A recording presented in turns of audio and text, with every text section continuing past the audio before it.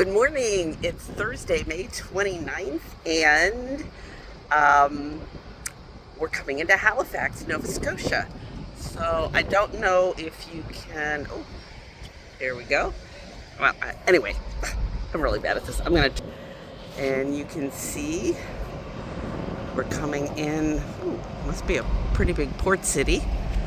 There are people up. It's like 6:59 and people are there playing basketball. Again, another incredibly mild day. Just take the scenery in. And there's a lovely lighthouse. So, stay with us. Chip won't be with us today. He's feeling a little bit under the weather. So, stick with us. My friends Kim and Doug and I are going to have an adventure. That started. The other one was Olin's, and it had the same history of wealth. He came here, not allowed to tear down, but they can go up, right? Keep the front. Right. To the right there, oh, there's a green light. To the right, the very furthest one is Collins Bank. Collins was the biggest and most powerful privateer in the history of the world. Clever. Huh? But look at how long it is. Yeah. You know, they're beautiful. really big. March, you can't do anything. You're not a soldier. You're going to get killed. So they needed to protect themselves. Get a picture of him for me, please. So they'll Get it close enough that you can see it. Okay, just hold on. I'll move up a too bit. far away. We are up on the Citadel. Now this guy is pretty gross. All right, we have gotten out of our cab. Al is our driver. We're on the Citadel.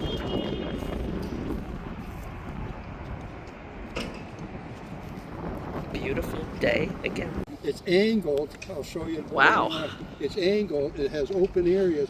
There we Shoot have the weapon, but a musket is straight. You can't shoot around the corner. But they standing learn for an to hour. They angle change it. every You can't hour. see the scope. So everything in there was covered. If you end up being alive. And we have a double-decker bus going to Paddington Station. Okay, and this You is want to get on between top of there walls. because that's all you can see. So you're So running. Al is Boy, you're explaining. dead. If you're not dead when you fall there, I was see explaining the why it openings was there? impossible to That's where capture they this shot the fort guys. and capture They got Halifax. slots all over the place.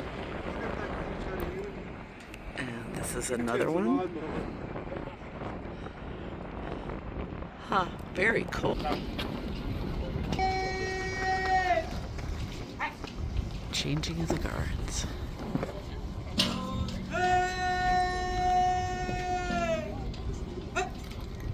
A little series of spinning here essentially makes the film always watching towards the mouth of the gate. So we know the well when doing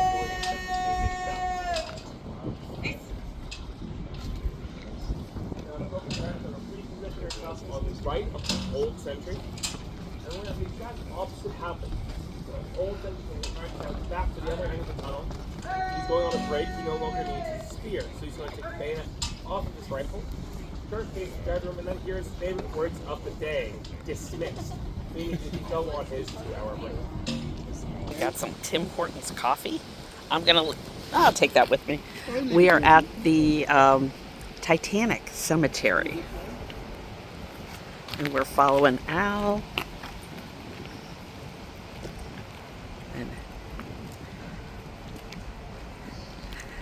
And he said everybody in here are all poor people. Because the rich people paid for their relatives their bodies to be sent home. So all the people here did not have relatives to pay for their return.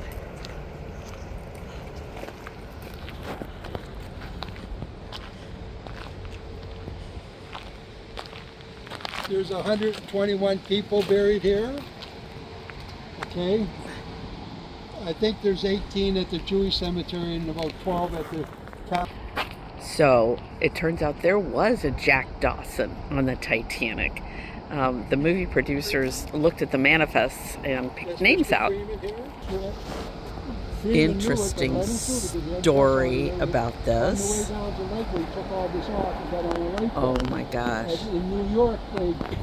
All right, this is somebody that they've discovered who it was. based on DNA evidence of relatives. Huh. And these, he said, are all people who worked on the Titanic. It was a long story about their uniforms had a number. The number was associated with their name, but somehow it didn't translate to when their bodies were found. And this was the violinist on the ship. Why you see rocks on grave sites? It's a Jewish way of Right, I didn't know that. memorializing. Because they say a rock, like a flower disappears, and a rock never dies, right? Yeah. I thought that was pretty neat. And Al said he thought this was another musician. Wow. And we stopped at this lovely maple syrup place, or maple place. We've got popcorn, fudge, maple covered nuts, and then they have local alcohol that they make. Anyway, I bought some stuff, of course. And we are stopping at a lobster retailer who's very busy, but he's going to talk to us for just a couple of minutes. Oh, okay. He's packing oysters. We got crab legs. Wow. Oh, we got lobster crossing sign. Okay. So in this area that you're standing, this is area 33, and we actually fish from the last Monday in November through to the end of May. So we're from what's called the Eastern Shore, which is Halifax, down to Cape Breton Island. We'll buy from the Northumberland Strait and from that place called the Bay of Fundy. So the smallest, it's about 1.25 pound lobster. It has to be at least 2 3/4 inches from the eyelet to the end of the main body. Anything smaller gets thrown back in the ocean. Wow. A pound, pound and a half, pound and 3/4. All right, he's picking out another big one. All right, this is maybe a 2-pounder or 2.5 pounder. Look at the difference in size. Wow. 1.5 pound to 3/4, 2 pound, and 2.5 to 3 pounds. So these are the 5 sizes that we have today. Wow. Her tail is almost the same size. Oh yeah. And this tail, this is the male, it goes down straight, and on the female they flare out a bit. Oh. And if we flip her over, you can see there's like a big cavity under here. Yeah. Because when she lays her eggs, she's a very protective mom. And they come out in a cluster, and they stick to all these swimmerettes, and she'd wrap her tail around them like that to protect them. Oh. It takes about 1.5 months, 2 months for them to actually hatch. And when they do, they look like mosquito larvae in the water, and they float towards the surface.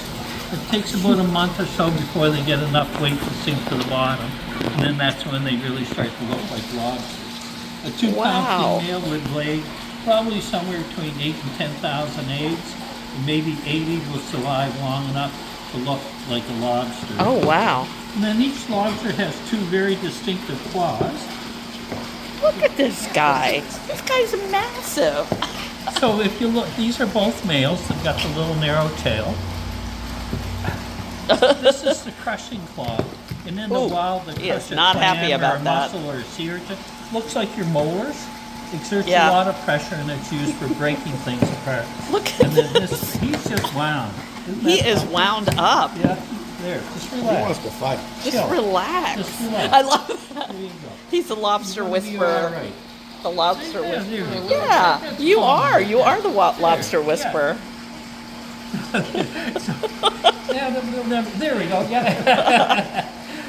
Like this is just like your molars, and that's Yeah. used for breaking things apart. This one's like a serrated edge knife. It's very sharp. Oh. Closes very quickly. Jeez. Like that. Yeah. Oh, wow. Have you been to Peggy'S yet? No. So when you go to Peggy'S, just walk down through the fishing village. And if you see someone with the tips of their fingers missing, they're the ones who put the rubber bands on the logs. Yeah, that must be a So trick. This one's right-handed. He has a large crushing claw on the right and the tearing on the left. And this one's left-handed. Okay. About 70% are right-handed, like in human beings.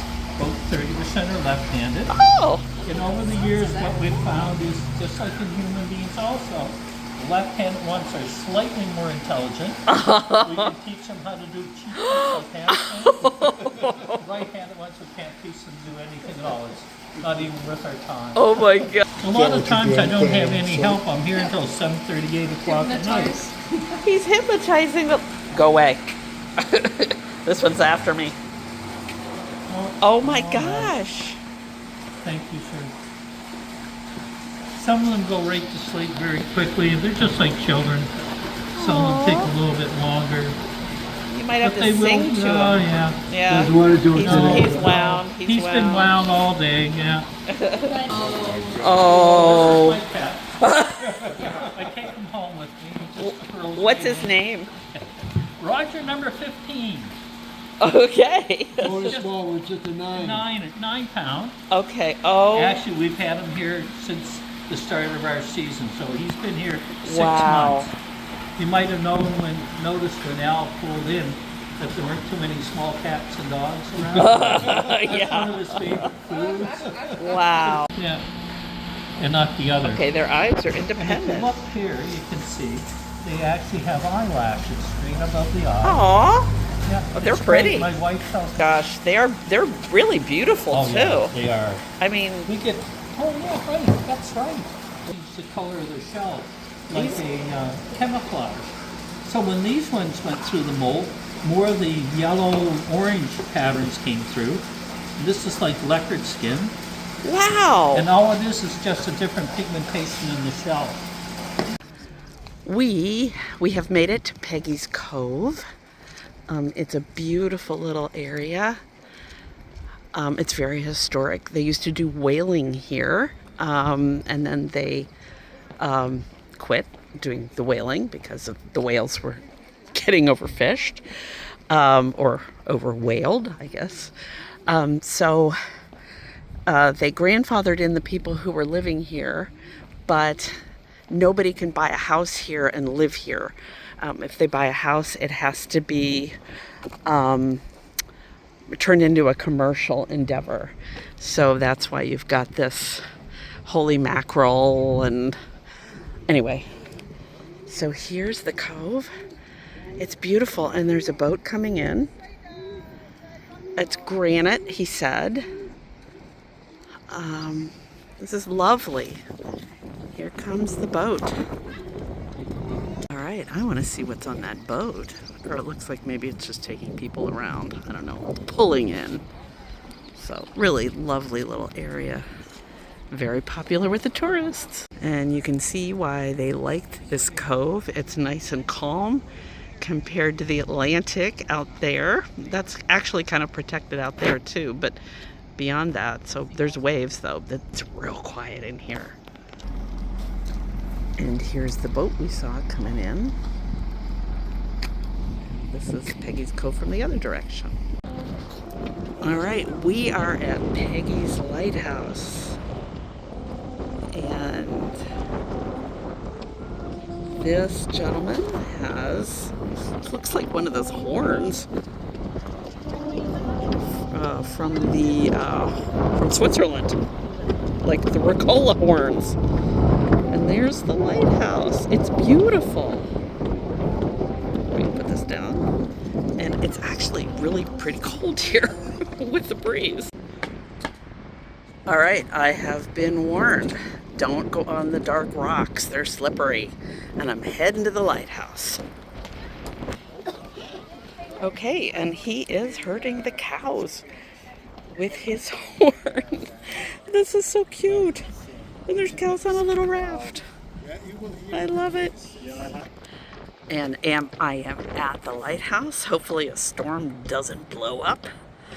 And again, here we go. Warning, injury and death have rewarded careless sightseers here. Yikes!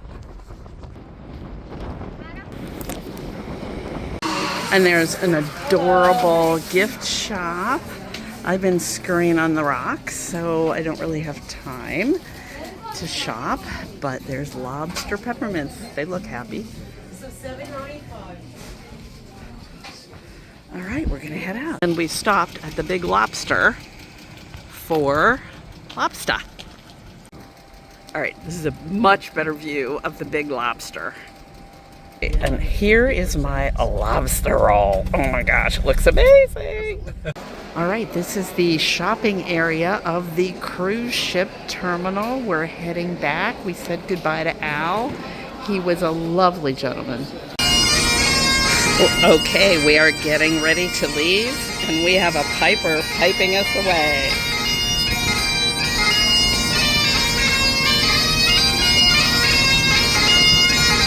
So I was in her room, I was all ready to take a nap, and I heard her piping and had to come out.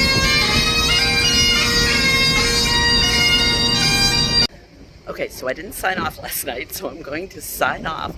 We had a great day today in Halifax. It really is a lovely city.